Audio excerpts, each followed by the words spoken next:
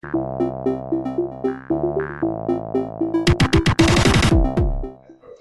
okay. This morning I'm talking about modern metal-on-metal implants and hip surgery. So I'll be talking mainly about hip resurfacing, but also about total hip replacements with metal-on-metal. Okay, so initially we just talk a little bit about history of hip replacements and how metal-on-metal's come back and why it's come back. Then we talk a little bit about hip resurfacing, the issues with metal-on-metal implants, how these patients present, when investigation should be done, and then the follow-up guidelines. So initially, just quickly, history of hip replacements in 1937. Wiles did a stainless steel bolted and screwed hip replacement. Previous to this, it was hemiarthroplasty that was done. In the 50s, McKee used the Watson-Farrow metal-metal articulation. Initially, it was uncemented until 1953 when Habush introduced the PMMA, and then they went on to a cemented McKee-Farrow total hip joint replacement, which was a chrome cobalt metal, which is similar to what there is today, and they use a modified Thompson stem. At around about this time, there was talk already out that metal ions could be linked to malignancy. And studies just a little bit after this showed that there was already known to be soft tissue reaction in patients who had metal-on-metal implants. In the early 70s, Charnley thought that metal-on-metal had too high a wear rate and thought that metal and polyethylene was a better bearing. Initially, he used Teflon bearings, which failed dismally, then went to metal and Teflon, and this also failed due to osteolysis. He was concerned at this stage about volumetric wear with large heads, and so he went to a smaller head, a 22.25mm head, and he found this worked really well in the elderly population, but failed early in younger people due to linear penetration of the head and dislocation. Around about the same time, Ring had a self-locking uncemented metal-metal hip replacement, and Charnley in the late 70s wanted to show that the polyethylene metal was a better than metal and metal. So he set up an experiment where he had a pendulum to show increased wear in metal and metal, and he resoundingly showed that there was far greater wear in metal and metal, and from about this time on, the metal and poly started to take over. And then in the 80s to 90s, people started to become concerned about polyethylene wear and osteolysis and loss of bone and increased dislocation in younger patients. And in Charnley, there was some research done on Charnley's hips, and it was found that they had a 50% revision rate at 19 years, that polyethylene was the major cause of this, that in autopsies, most all of his stems became loose, that there was a high dislocation rate, and that stress shielding occurred in non-cemented hips, and this is the Harris Galanti.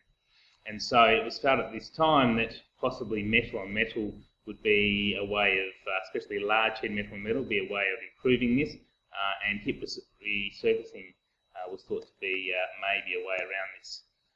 The initial hip resurfacing guys initially started with a polyethylene head on a metal acetabulum, and this had excessive wear very early, and then they swapped it around, had a metal head on a polyethylene cup, and this failed within the first 5 years or so. By about 1989, I think McMinn in Birmingham started to put together metal-on-metal resurfacing designs, and this was first released in 91, and by about 97 it was starting to become very popular. And they targeted this to young patients, and they said this would last their whole lives, works better in young males, that you require minimal bone resection, that there'd be normal femoral loading, no stress shielding, low dislocation risk due to the large head, easier to revise due to not taking as much bone for the operation, and that it restores anatomy. There's less risk of change to the offset, leg length, and anti-version changes. So in 97, this came onto the European market. This is an interesting aside. In 97, when it came onto the market, I think this is some of the reasons why we're having trouble now, is that the companies were able to use a regulation of 510K, where in Europe especially, but also in the US to some extent, where they didn't need to do in vivo testing on these hips. They were able to do in vitro testing, and so they were just able to do simulated testing on these hips, and they managed to get them through. The US, however, made DePuy do for the ASR resurfacing, had to use an in vitro test, and it never got to market because it failed early in the first 2 years. But in the UK and in the rest of Europe, it got through because they were allowed to use this 510K regulation. And around about 2005, Tracy produced a paper, McMinn also did around at the same time, which had a 5-year follow-up for hip resurfacing, which showed a very good survival rate. And so the hip resurfacing and metal-on-metal total hips really came to a surge, where up to 20% of the hips done were metal-on-metal. Then things started to turn sour. Around about 2008, there started being noticing soft tissue reaction in metal-on-metal implants, and people started to note that there was rising metal ions in blood. And by about 2010, in August, DePuy recalled its ASR total hip joint prosthesis and its resurfacing. Up until about this stage, there's about 250,000 large diameter metal-on-metal implants done worldwide. And just quickly, I don't know if many people have seen the resurfacing. They maintain most of the femoral neck, and they just resurface the head, and they put in a metal acetabular. This is a Birmingham resurfacing. So the issues with metal-on-metal implants. So early revision rates, and this is seen in the joint registries, and I'll talk a little bit about the Australian, the Swedish, and the English and Wales joint registries. And I think Prof. Steiger, in some of his papers on this, talks that we need to take into consideration that these registries don't match for most things. So there is a risk that we might have some things which we're not matching for patient age and things like that. Also, the research around is only very small numbers, so there's also a chance that the results there may not be completely applicable. And then metal ion release, so you get not only adverse inflammatory soft tissue reactions, but also you can get increased blood serum metal ion concentration. So in looking at early revision rates, so if you have a look at the English registry, at 7 years, all primary total hip joints have about a 4.5% revision rate. If you look at metal-metal hip resurfacing, that's almost 3 times that, and total metal-metal total hip joint replacements over 3 times that.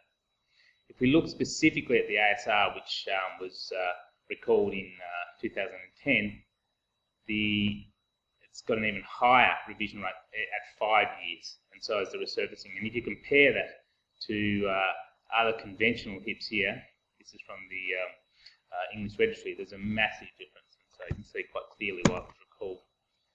Interesting thing is that irrespective of the hospital volume and the amount of cases done, the ASR still perform very poorly.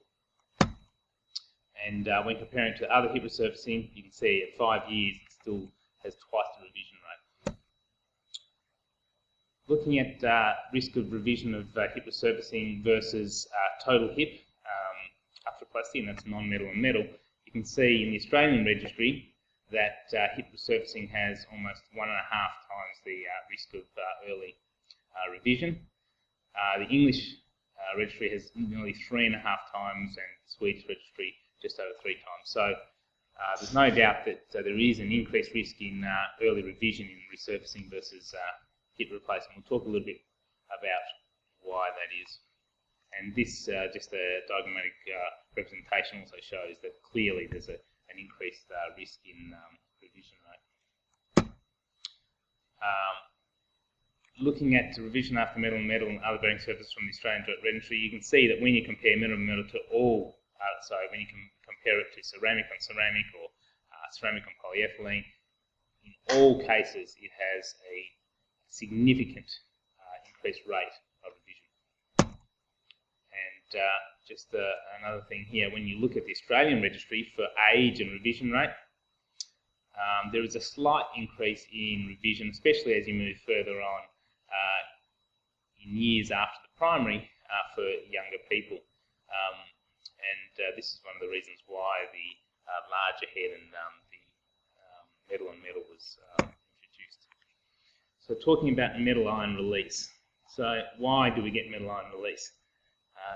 Interesting question. I did quite a bit of reading on this, didn't understand most of it, but there's a thing called tribology, which is it's basically interaction between two surfaces, and I think these people make up their own words reading some of these articles. But from what I could understand is that when you look at as I said earlier on, a lot of these metal-metal trials were done in vitro, so they weren't actually put into patients. And when they did the wear results, they found that the particles that were released were in the size of microns, similar to polyethylene. But in vitro, you get a recrystallization of the metal wear, and I think that's due to reaction with organic matter. And this changes the wear pattern and means that no longer do you get micron wear, you start to get nanoparticle wear. So this means you get about 100 times the amount of particles that you did previously, which leads to increased corrosion and a greater surface area of injury and necrosis. And so that leads to increased concentration of especially cobalt and chromium. This lasts and this remains elevated, especially in the blood, for as long as the implant's present. As the implant loosens, it increases. It can go to solid organs. It affects T cells, and some people do get a type 4 hypersensitivity reaction. I'm not really sure how many people actually get that. And cobalt has been linked to cardiomyopathy. As I mentioned earlier on, there's also this thought that there's a risk of that these metal ions can be carcinogenic. And even back in 1966, they were talking about this. Currently, there's no overall increase in the cancer rate, but trivalent chromium, which is present in metal-metal implants, has a potential risk. Cobalt ions have what they call a probable risk, and in animals, it's been seen to show increase the risk of lung cancer. In the MHRA in the UK have said that metal-on-metal hip replacements are associated with increased DNA changes, and they even said in 2007 that if you're putting a metal-on-metal hip into a patient, that you should consent them for the risk of genotoxicity. So talking a little bit about soft tissue inflammation now. So in the readings, you'll see that they talk about things like metallosis, which is basically the staining of the tissue. Then they'll talk about something like ALVAL, or the aseptic lymphocytic vasculitis associated lesion. So this is a histological diagnosis where you can see vasculitis around the region.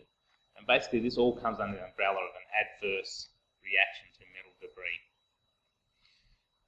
Eventually this leads to pseudotumours, and these can be cystic or solid or both, and they often will show areas of vasculitis and necrotic tissue. Just interestingly, the vasculitis can occur in non-metal implants as well, and that's often seen due to wear of, say, a metal head on the trunnion. As I said before, you get nanoparticle release, and this causes, as you get up to 100 times more particles, greater surface area, greater biological activities. This gets phagocytized and causes osteolysis and loosening. This, I think Mr. Ferry will know this picture, just from his article, just showing here the MRI, which you can see on this patient who's got basically a pseudotumour, and once opened up, you can see there's all this brown fluid and there's area of necrosis here.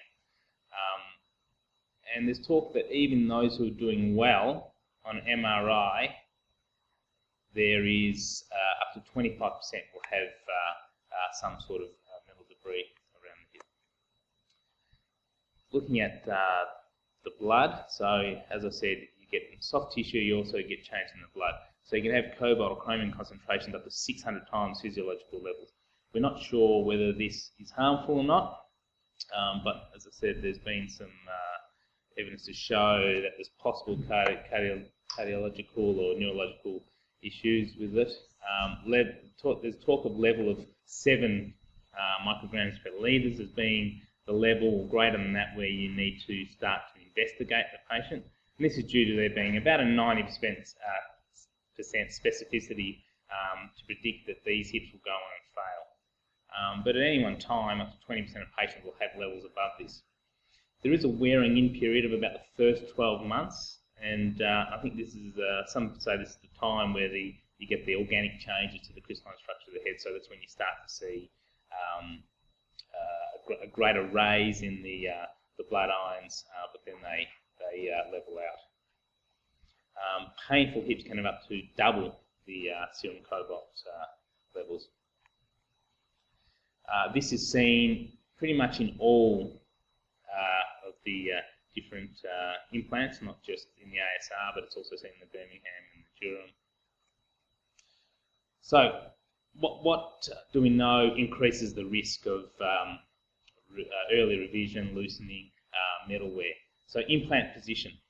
So, it's thought to be due to edge loading, but the higher the inclination of the acetabular component, the greater the wear.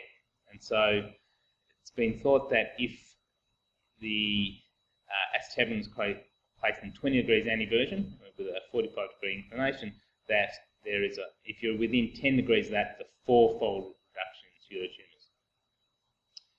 So when looking at that, you can see that hip resurfacing is there's a far greater rate of revision for things like DDH, and it's thought to be due to it's more difficult to place the acetabulum within that safe range. And so you can see here that DDH has a significant increase in early revision rates for middle and middle. So implant size. So guys, this is one time where size does matter, and in resurfacing, we know that smaller implants are associated with increased metal wear. And in fact, less than 50 millimetres leads to increased risk of early revision. And looking at total hip joint replacements, it's the opposite. We know that the larger the head side leads to an increased risk of revision. And so heads greater than 36 millimetres show greater metal wear and greater risk of revision. So just looking here at some of the data from the Australian Registry, when you look at smaller heads in the resurfacing, there is a significant risk of early revision, and once you get to greater than 50 millimetres, then the risk is reduced. And so the same here with total hip replacements. Once you get above 36 millimetres in head size, you reduce the revision. Sorry, you increase the revision risk, and that's also seen here in the resurfacing. That once you get above 50 millimetres, so a larger head in resurfacing means decreased risk of revision. Gender plays a role here too. So women have a higher risk of pseudotumors. Women have a higher risk of early failure, especially with larger heads and with resurfacing. And sort that in some papers say that there's Mr. Ferry's paper says that there's a 8 times risk of revision for adverse reaction metal debris. Some other papers say there's 1.4 times more likely to fail than men in that Birmingham. And looking at the Australian registry here, you can see women for larger heads have a greater risk of 1.2 hazard ratio of having early revision, and Sweden actually even has a greater value, so it's 2-fold increase in women. But they didn't break it down in component size. It was only the Australians who did that. And once again, you can see that there's a significant difference in total hip arthroplasty for metal and metal, where women have a much higher early revision rate than men do. And you can see here in hip resurfacing, women do far worse than men. And the elderly women do even worse. You can see here that they do. So, metal device types. Is it just one type of device that has early failure, or is it multiple? So, the ASR, we can see clearly, was a standout in doing very poorly. But the others still have a increased risk of early failure. And if you in the 2011 England and Wales Registry, you can see that hip resurfacing overall did poorly, as did metal total hip joint replacements. Hip resurfacing, metal hip resurfacing versus metal large head total hip joint replacements, which is better, which should be used. This is controversial. The research here are only small trials, so that we don't really have the answer. Of interest, though, is that when revising some of these, both the resurfacing and the hip joint replacements, the heads have been in quite good condition, and they found that there's actually taper wear as well, which can lead to the histological reaction. So just looking, if these patients come to you with a metal component, what do you do? So most of them will present, if they do have issues with loosening or pseudotumours, they might have groin pain, lateral hip pain.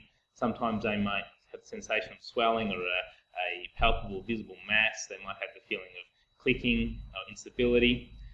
Very rarely will they have neurological symptoms. And there's a mean time of presentation of about 17 months after the primary replacement that they will present with issues.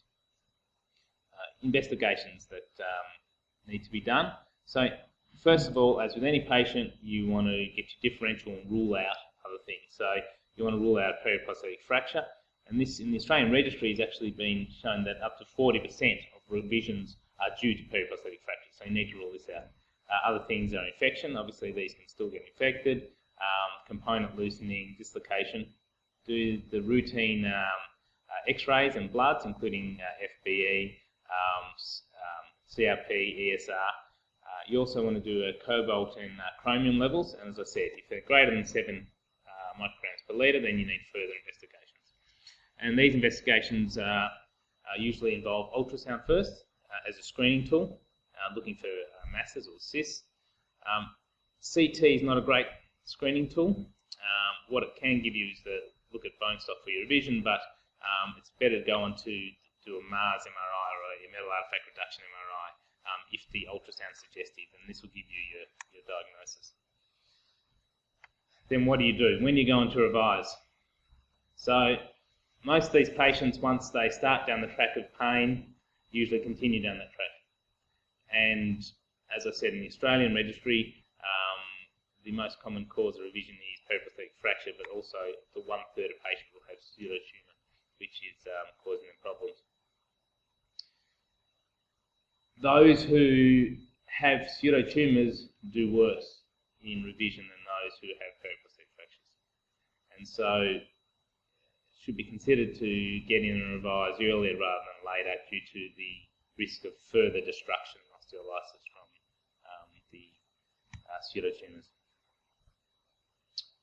So just what does the AOA say on this? So they discourage use of metal heads greater than 36 millimetres in total hip replacements. And they say that if you do have a patient who has those, you need to review them annually for the life of the prosthesis. They discourage use of metal heads less than 46 millimetres in hip resurfacing. And any patient with metal should be reviewed annually for the first 2 years. And that anyone who's got an ASA implant should be reviewed yearly for life. Just a few of the other, the TGA has a metal follow-up plan, which they have on their website, and it just talks about when to follow them up, to do X-ray first, then ultrasound, to do your cobalt chromium bloods. Most will say that you should follow these patients up for at least 5 years. And then the MHRA in the UK have a very detailed recommendation plan for how to manage these patients with metal-on-metal hip replacements. So in conclusion, malpositioning, so metal-on-metal implants are far less forgiving and will lead to earlier revision and osteolysis and possible pseudotumours if it's malpositioned. High risk factors, smaller component size in a resurfacing, larger in a hip replacement. Female gender, increasing age, and significant anatomical variations, as I said, dysplasia, and that's usually due to being able to position the components correctly. Metal ions are possible carcinogens. You need to monitor these in these patients and follow up any soft tissue injuries. Early intervention is often required. Just as a side, hip resurfacing, the question is, should we use metal-on-metal anymore?